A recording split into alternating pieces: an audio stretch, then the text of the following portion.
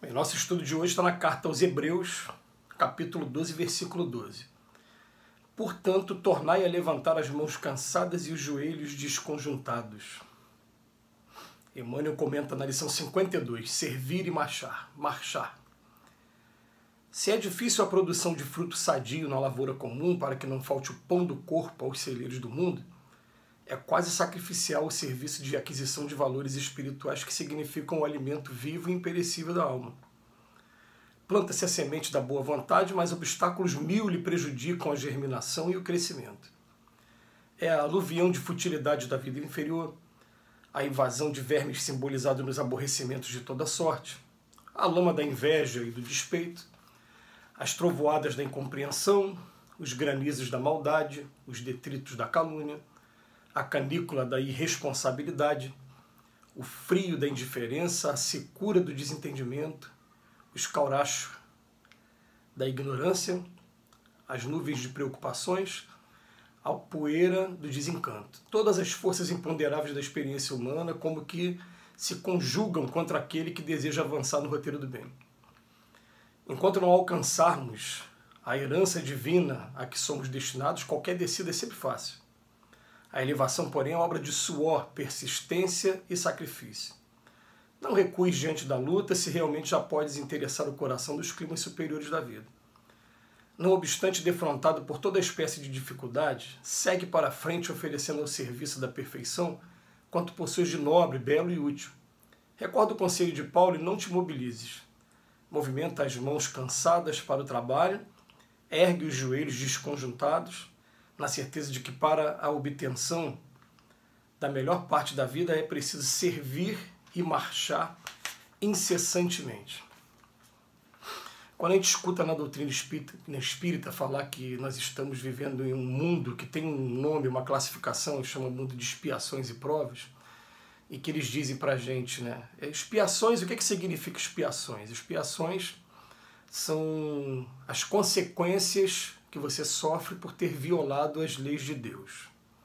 Então, expiação está sempre ligada, né, àqueles sofrimentos que a gente não entende por que está passando, por que está acontecendo aquilo com a gente, né? Mas a gente parte do princípio de que se Deus é justo, o que está acontecendo com a gente também é justo, né?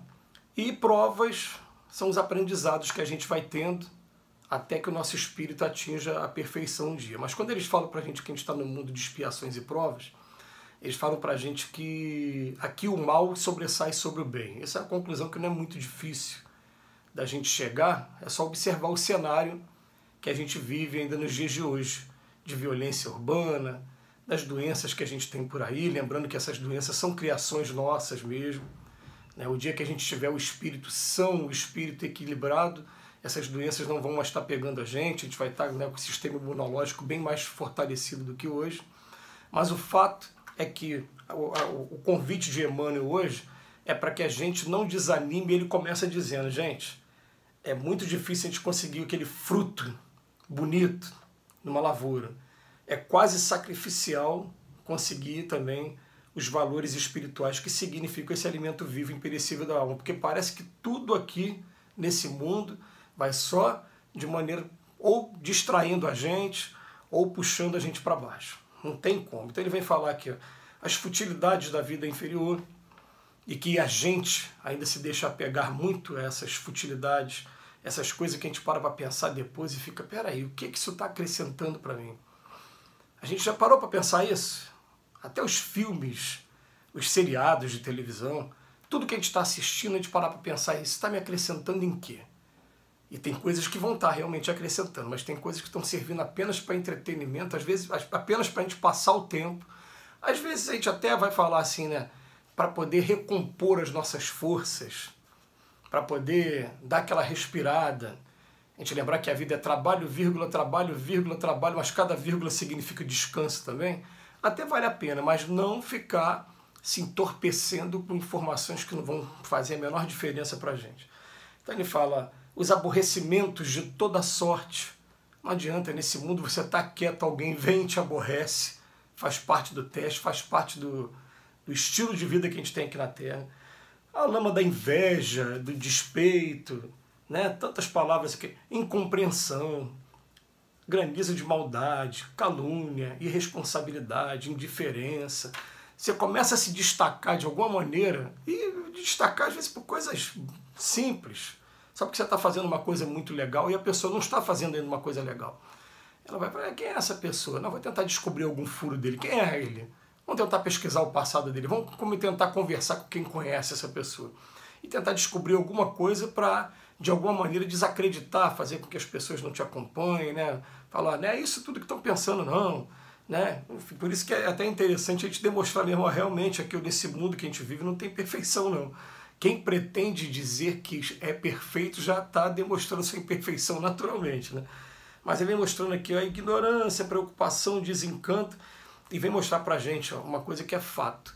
Se a gente realmente quiser coisas boas, quiser frutos espirituais, tem que ter um esforço de nossa parte.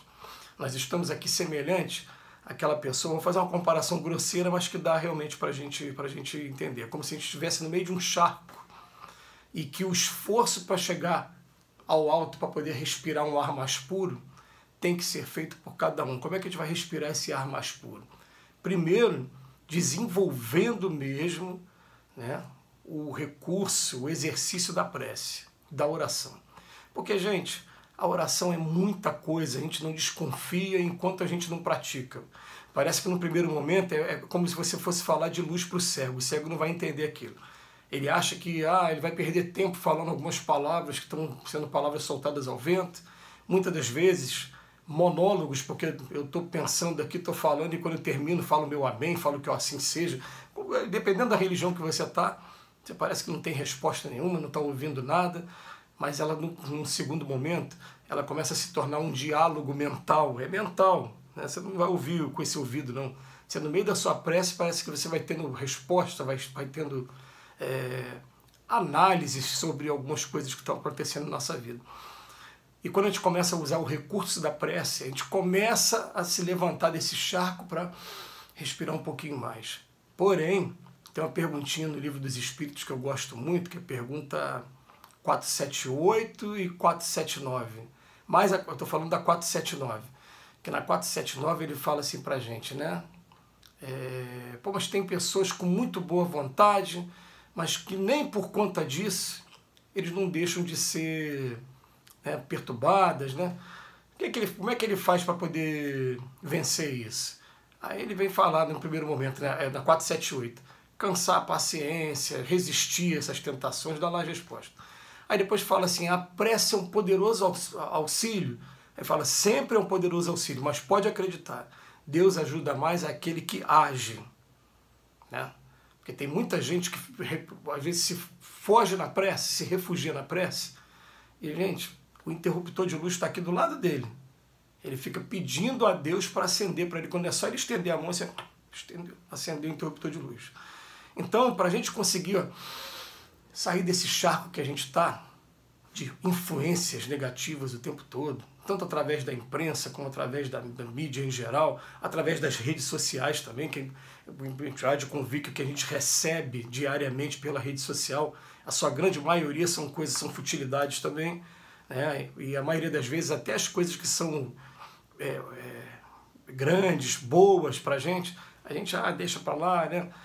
Por isso que é bom a gente com calma, né? Essas mensagens de bom dia, eu sempre agradeço a todos que me mandam, porque eu faço questão de ler todos e responder a todos, porque é uma coisa que faz bem a gente receber vídeos que sejam edificantes, mensagens que sejam edificantes, tudo isso para jogar a gente para cima. E ele vem falar para a gente, recorda o conselho de Paulo, não te mobilize, movimente as mãos cansadas para o trabalho, ergue os joelhos desconjuntados, lembrando até uma obra de arte da nossa música brasileira, que foi escrita pelo Paulo Coelho, cantada pelo Raul Seixas durante muito tempo, né? Veja, não diga que a vitória está perdida, tenha fé em Deus, tenha fé na vida, tente outra vez, né? E a letra é toda uma exortação para que a gente não fique estagnado, para que a gente olhe para frente, olhe para o alto, e mesmo que seja bem pouquinho, a gente continue caminhando, porque mais importa para a gente caminhar degrauzinho, passinho muito pequeno, do que ficar estagnado, do que ficar parado. Então fica aí a mensagem para a gente, que Jesus nos abençoe hoje e sempre.